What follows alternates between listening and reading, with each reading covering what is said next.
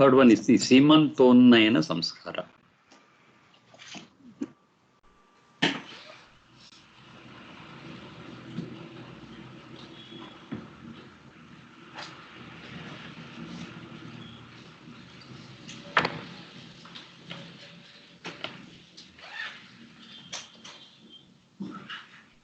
Simanta.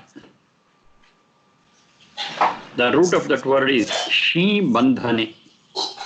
Shi Murdhanya. Shi Chacha Jajanya. Shi Bandhane. Bandhana is to hold, to tie.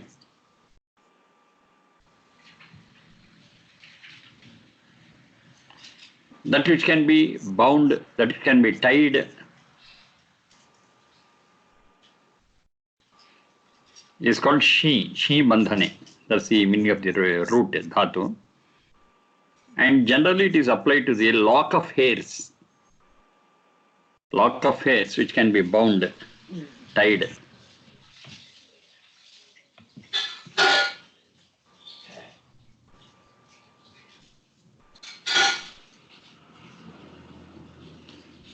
So this is the meaning on the face of it. If you go deep into it, the skull and the brain within is also referred to by the same word, Sima. Simanta.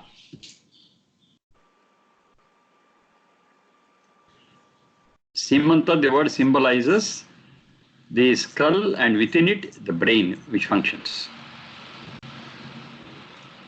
Unnayana, Nayana, to energize it and take it to the goal. That's Nayana. To support it for its proper functioning. Simantonnayana ultimately means the development, the progress of the brain. Sharirindra Manas, we are always referring to that Manas part of it. That Manas part of it, how it should be protected, enlightened, and taken to a higher level. Ut means higher. To a higher level, we take it.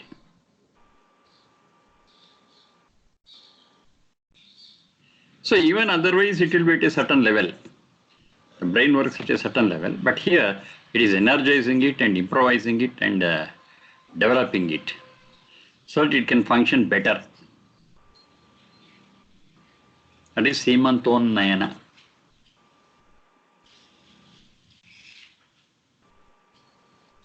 So there is a human intervention so that the functionality of the brain increases, becomes more effective.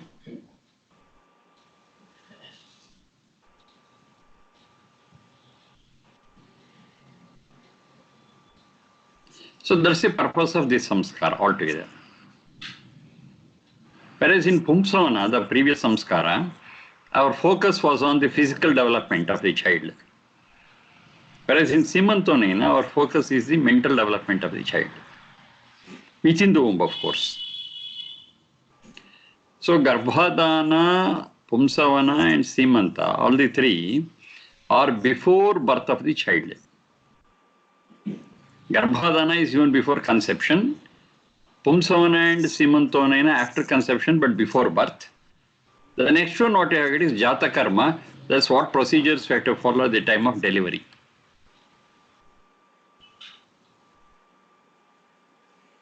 These are prenatal samskaras. Garbhadana, Pumsavana and Simanta. Garbhadana even before conception, preparation for conception. Pumsavana focuses on the physical development, whereas Simanta is focused on the mental development of the child in the womb.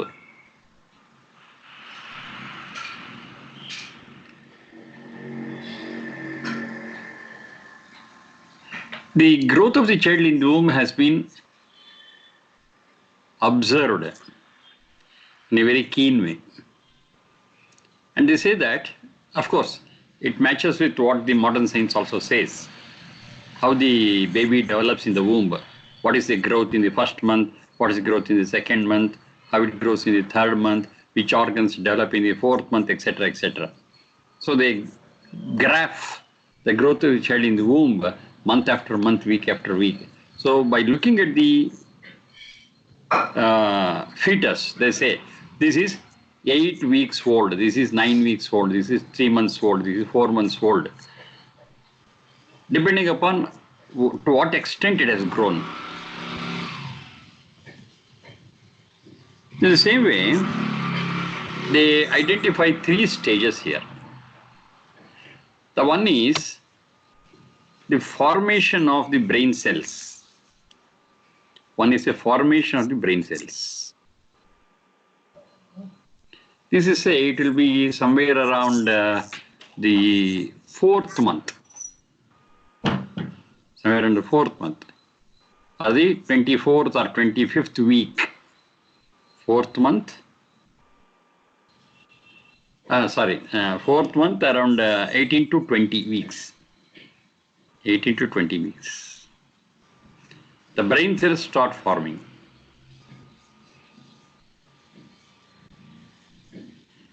The division of the cells in the brain region starts. And by the 24th or the 25th month, say around 6 months, the functionality starts in the brain. The brain starts to function. The work what is to be done by the brain will start functioning.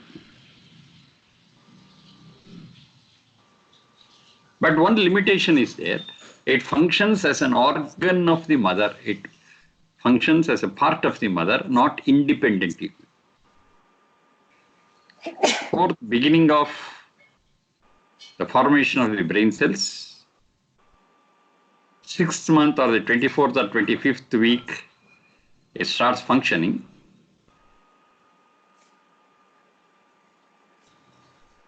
And around the 8th month, that is 30 or 32nd weeks, 30 weeks or 32nd weeks, around that, the brain of the child starts functioning independently. It need not depend on the mother's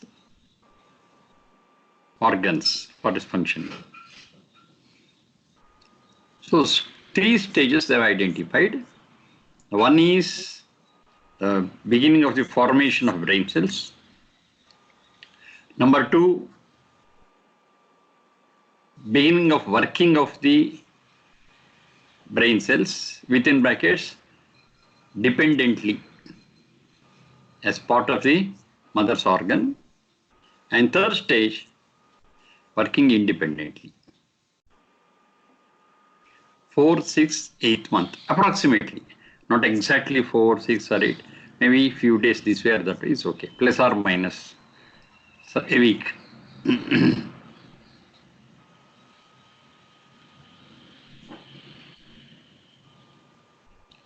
Now, these 3 stages have been considered as suitable for performing this Simantonnaya samskara. These 3 stages. Maybe by the 4th month, maybe 6th month, maybe 8th month, we perform this Simantonnaya samskara, which is focused on the mental development of the child.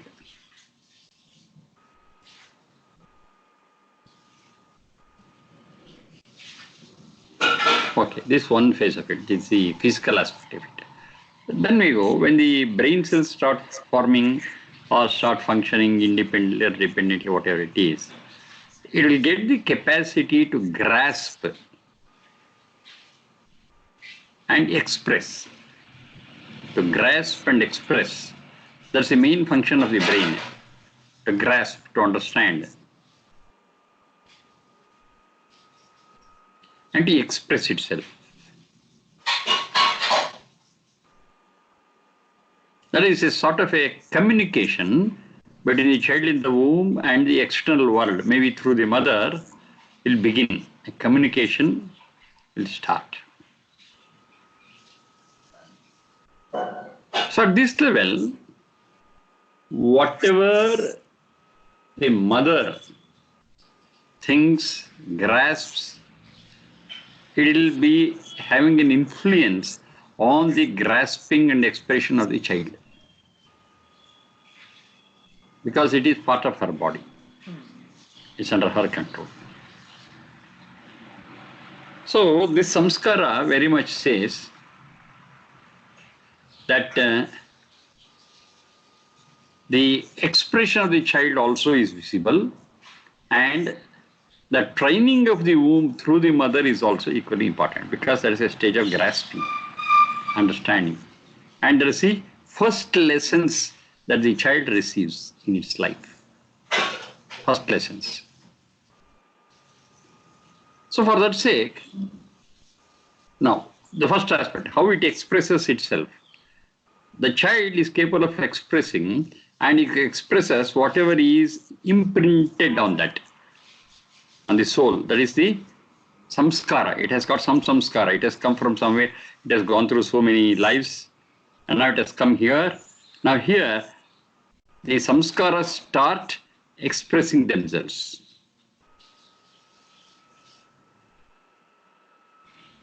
So generally we understand it as the wish of the pregnant lady. Through her only it gets expressed.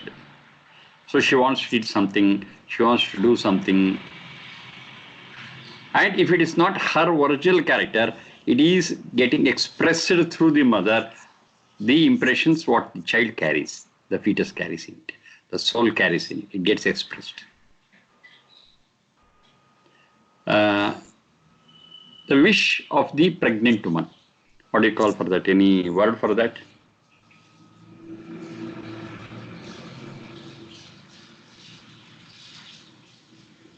So during pregnancy, she feels, I want to eat this, I want to do this, I want to listen to this. So many things she expresses. So here we call it the local language, here we call it as ishta. Okay, ishta you can use it. Ishta. She'll have something which is close to which she likes, some she does not like. Icha? Yes, please. Icha? Icha. Icha can be taken. Icha of a garbhini stri. Garbhavati. Icha of a garbhavati.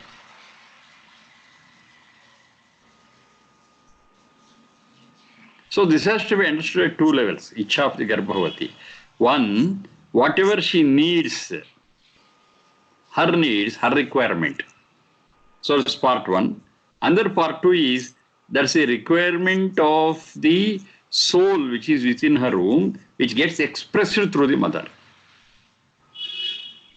Icha.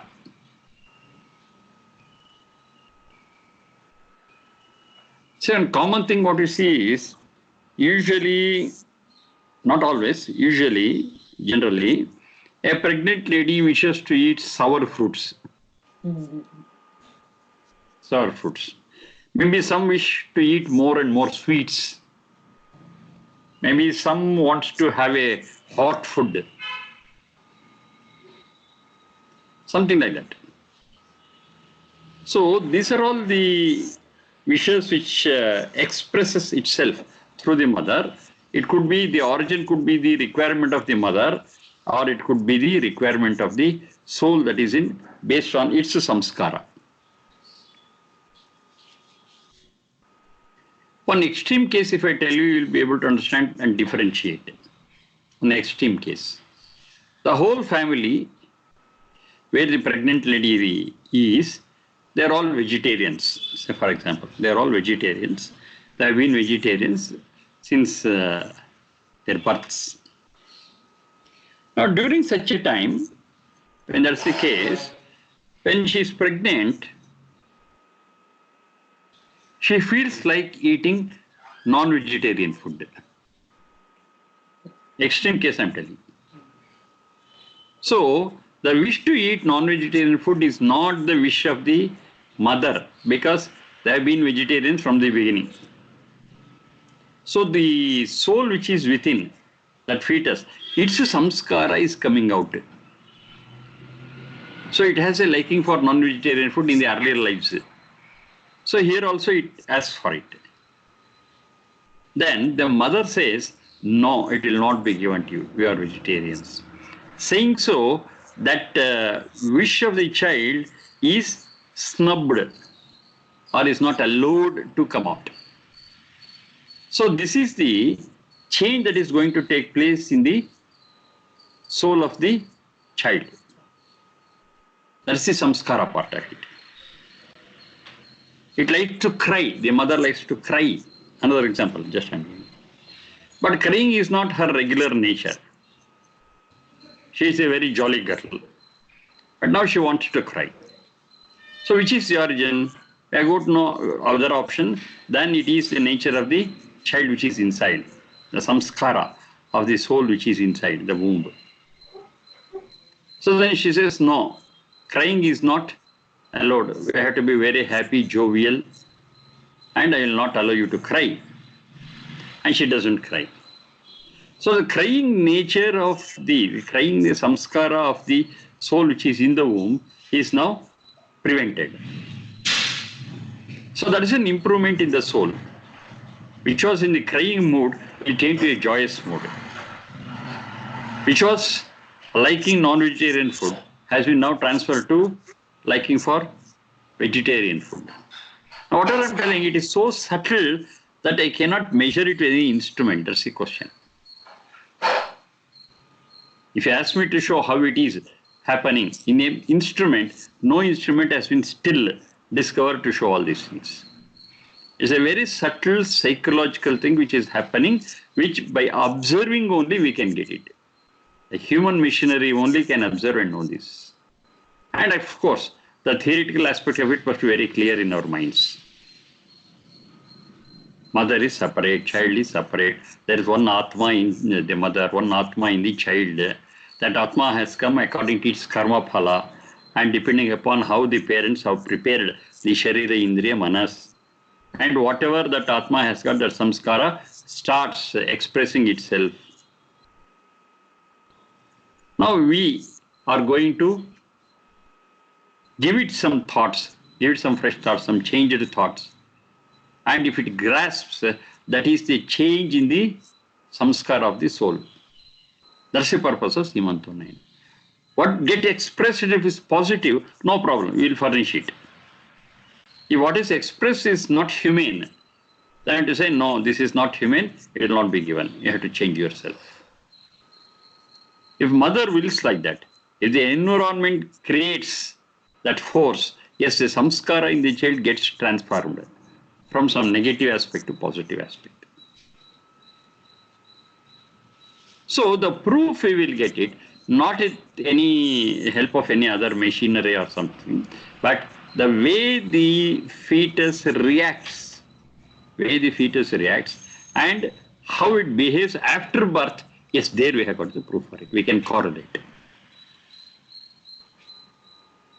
If we don't handle this at the situation, then the samskara of the child, what it was, the same thing will continue, will get the nourishment, and after birth also the same thing will be expressed. There will be no change. But the very purpose of human life is to alter, is to manage the samskaras on the soul. That's possible only in a human life, not elsewhere. This I have been telling several times. Now the same thing we are trying to concentrate on. We are beginning to do this from Simantonayana samskara. One is the input. We monitor the input. At the same time, we also monitor the output. The experience, the grasping, and the expression. The expression is output. Grasping whatever we give, that's the input. And all this happens in a very sukshma way, subtle way.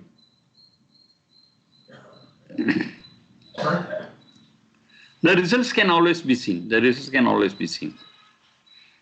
So I'll give one example how we can study this, not with the help of machinery, but with the help of what happens. Say, for example, the mother of Napoleon was very much interested in looking into the drill of the military. That's the history, what we see. When she was pregnant, she was very much interested in, she liked to see the drill, what is conducted by the military. So whenever she had time, she used to go there, sit in the gallery and look at the drill, what is performed by the military. So what Napoleon became? Napoleon followed the same thing. So that was what he grasped within the womb, and that was expressed later. The same thing is said about Alexander. Alexander also, his mother also, was very much interested to see the military activities. So she used to be close to that area where those military drills and activities and other things happen, and the child has picked it up. And so Napoleon also, Alexander also became warriors. This is one example what I got. Coming back to our history, we speak of Lava-Kusha, one example, Lava-Kusha, who spent their early days, and the pregnancy of Sita also happened in the hermitage of Valmiki. So because the pregnant lady Sita was brought up in the hermitage of the Valmiki, and Lava-Kusha were born there, they become more sattvic. The same thing we speak of Abhimanyu. That's how the story goes. Abhimanyu, when he was in the womb of the Subhadra, she asked a certain question about the war and the strategies of war. And Krishna was explaining it. And slowly Subhadra went to sleep. But the Abhimanyu, which took birth later, was very much interested in warmanship and is interested in the strategies and other things. If you consider part of it as history, yes, this part is relevant. This is true, this is psychological. What about Prahlada? Another example. I'm not looking at it from the Puranic point of view, I make it clear. I'm looking at it from the historical and psychological point of view. Dhruva. So these are all examples what we have got. The same thing in the modern day also we can find out. If the mother during her pregnancy looks into or continuously engages herself in viewing a television program where a lot of cruelty and fighting is there, what will happen to the child? It becomes rebellious from the very beginning, very cruel and insensitive to the pain and pleasure of others. Because that's what mother was seeing when she was pregnant. On the contrary, a mother who is noble and pious and concentrates herself on human things, human activities while she is pregnant, then the child will become more sober and more humane. There are some exceptions that we have to discuss on the case basis, but overall, this is what happens. Whatever is given to the child in the womb gets expressed then and also after birth in its life. So it's a very crucial period. That is the growth of the brain and what it grasps and expression of its samskara from previous births is a very, very sensitive period, and we concentrate on that sensitive period so that we monitor, we modulate, we manipulate, we mutate these samskaras, and that is called as Simantonnayana samskara. The proof we will have in a long range. Once the child is born, if you observe its activities, then from where it came. One is from its samskara. Second one is what samskara we have given during Simantonnayana and during the formation of the brain cells and its activities. Grasping part of it.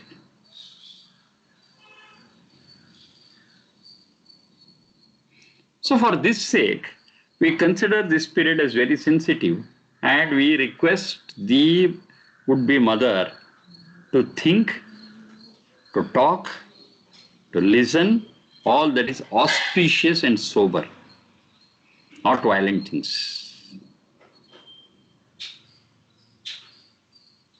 Latest example, what I can give is, recently Saddam Hussein,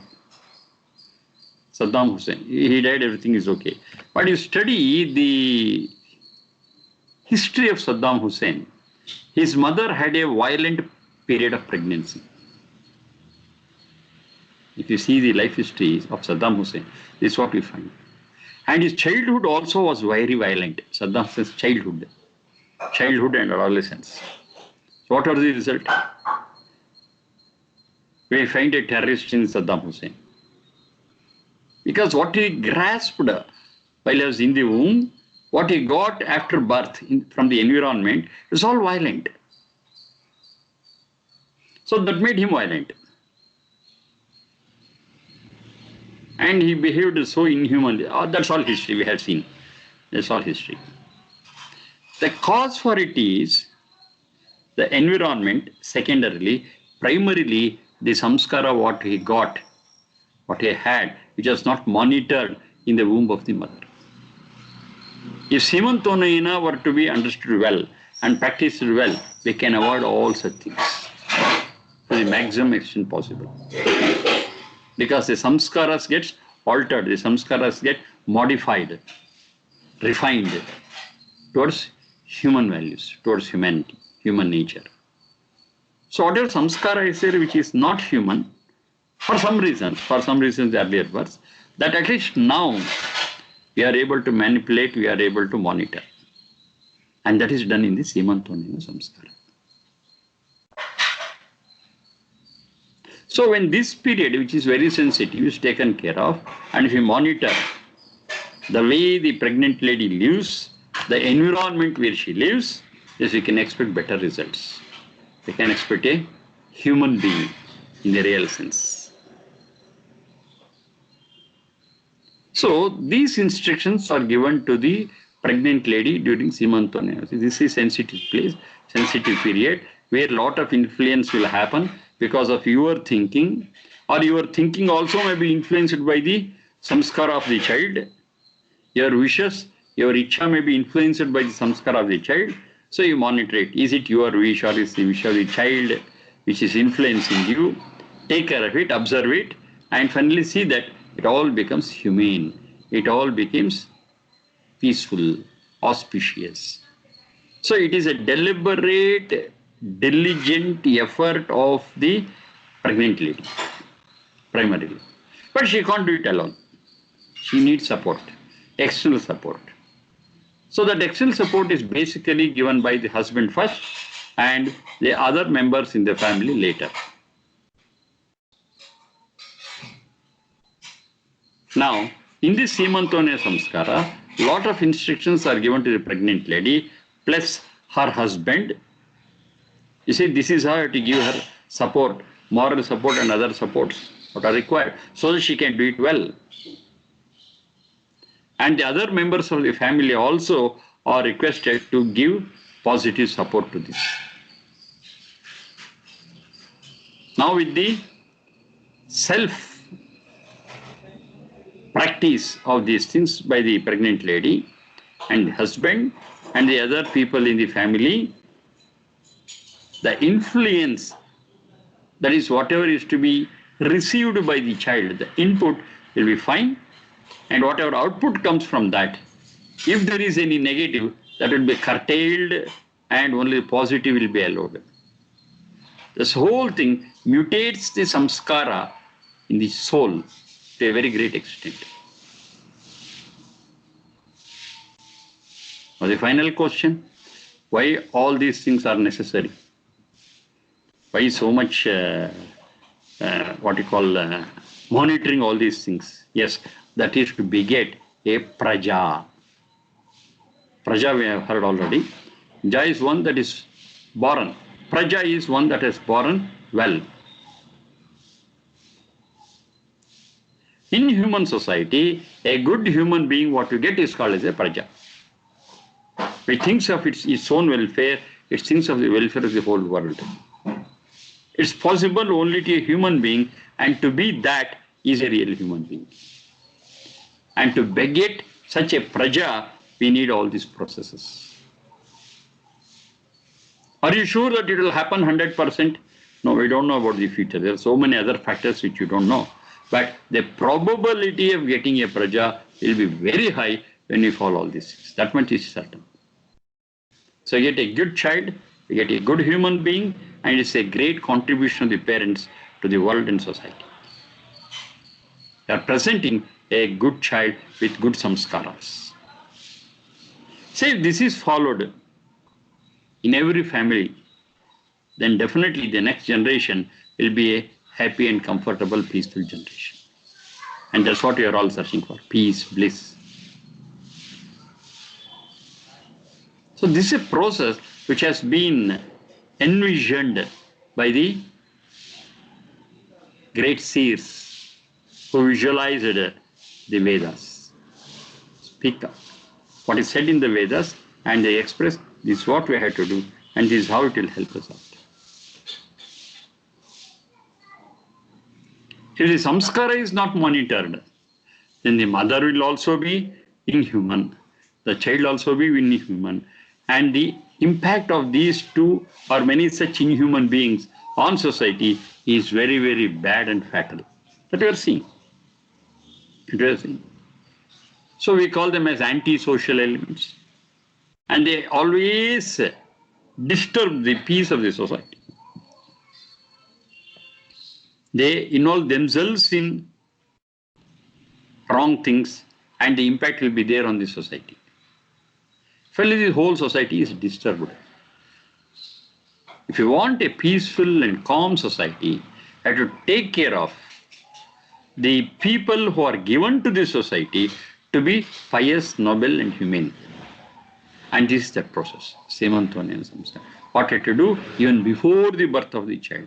Give right inputs, and when expressions are there, monitor those expressions. If they are positive, allow it. If not, curtail it.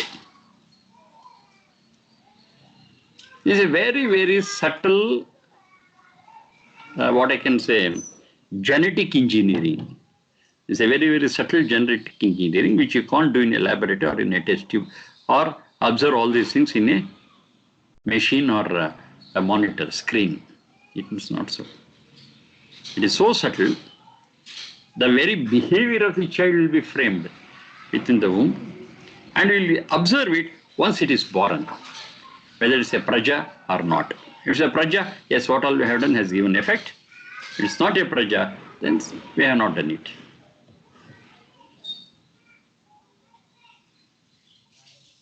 These are all the basic understandings what you should have before going for the actual ritual of performing this Semantvani.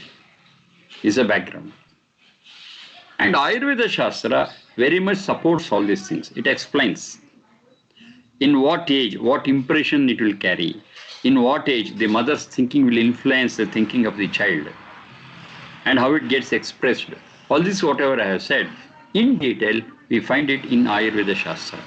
So in Ayurveda Shastra also, they say that this period is very crucial. Say during this period, the mother is angry, gets upset very easily. What is the impact of it? The same input will go to the child. The child also becomes in such a way that it will be tensed always, it will be very angry always. That will not know then, but will know later. Then also the mother can observe it a little. How?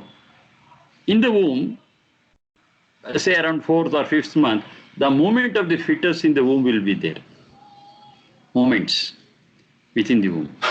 That only the mother can experience very well how it moves.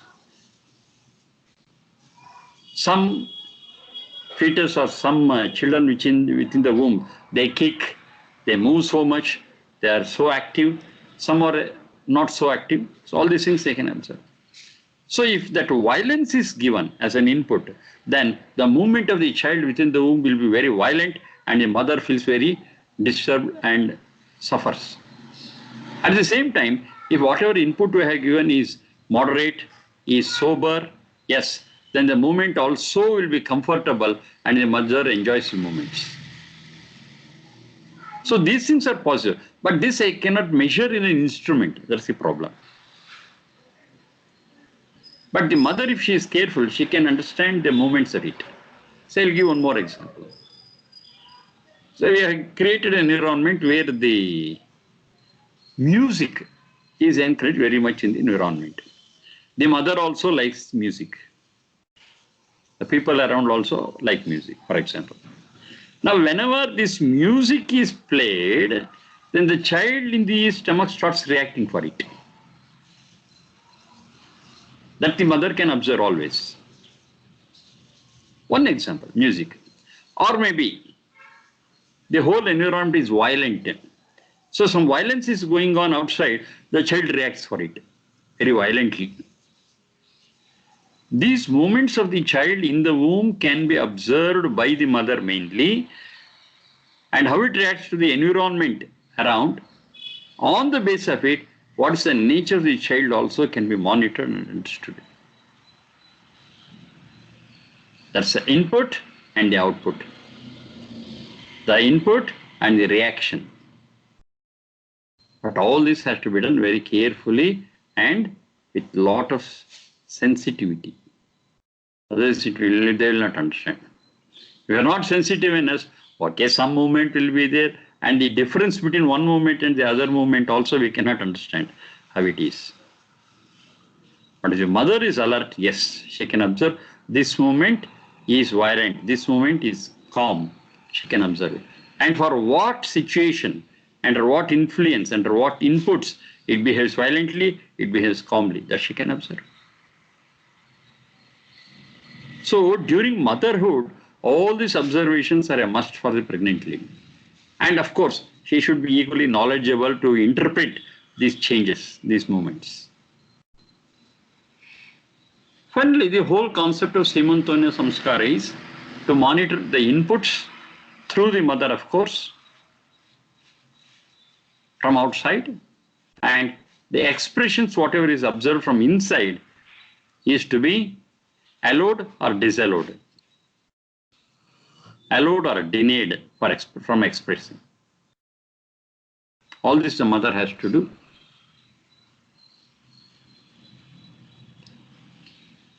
So whatever mantras that are employed in performing this ritual, Simantonena Samskara, all those mantras finally concentrate on these aspects what I have told you just now.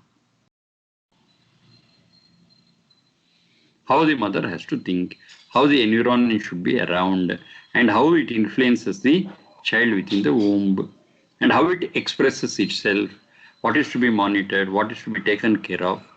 All these things are explained within the mantras. Now here, most of the things are psychological and spiritual. Psychological and spiritual, and not physical. If it is physical, okay, some point things are physical, some get expressed in the physical way also, but the root is in the psychological and spiritual level. So we don't have a machinery to find out the root or the cause of it. That's at the spiritual and psychological level, and such instruments are not there. But still, we are able to observe all these things closely. The mother can observe very much, and the child, what we beget at the end, and how it grows and develops, then also we can observe what is the input it has received in the womb. So I have to wait for a few months till delivery and its growth. Sometimes it may start getting expressed well by the time the child is 2 or 3 years old. After that, we may be able to or we may not be able to observe it. But if you are really close observers, we can observe from the day in the womb to 2-3 years. It's possible. Some children are very calm, quiet. Some children always cry. Some children cry during the day, some children cry during night. Some children make a lot of ruckus, whereas others won't do it. They are calm and pleasant. Why these differences? Why these differences in the children, what we observe once they are born? Some children, we are able to calm it down very easily. Some children, with any amount of effort, we are not able to calm it down. It creates a ruckus, it cries, it throws, it does everything. So it represents his mental status. If the mental status is calm, the child is also calm. If the whole mental status is disturbed, the child shows all those signs of disturbance. Maybe in crying, maybe in being afraid of so many things. So many things we can observe and say, this child is not calm. There is a lot of disturbance in it. They become violent. A lot of violence we can see in the child. So these distinctions between a calm and pious child and a violent child is visible very clearly once they are born. What is the root cause? Then you go for the inputs. The basic inputs what it received while it was in the womb. It's positive. That positivity can be seen here when it gets expressed. When it is not, we will not be able to see it. So the input thing starts during this period, 4th month or 6th month or 8th month. So we monitor the input what goes in, and whatever samskara is there when it gets expressed, we also monitor that. And this whole process starts from the womb of the mother and that Simantona. The benefit of it is for the child, the benefit of it is for the parents, the benefit of it is for the society, ultimately. So this all these so many aspects what we understand during the Simantona Samskara. Ayurveda also explains the same things. What is in the seed form in the Veda mantra, that's explained more, enlarged in the Ayurveda Shastra. Maybe a few of them we will see in the next class. Then we'll start understanding the mantras which are recited during this ritual. Simantonayana samskara. Samskara is making it cultured. Samskara is making it cultured. Human culture is implanted and inhuman culture is pruned. That's the purpose of this whole Simantonayana samskara. Okay, we'll see those things. Today is Friday for me, Saturday. That's this Sunday it will not be there because the time is given for that yoga class. So Monday for me, Sunday night for you. Then we'll sit down and continue this. Thank you.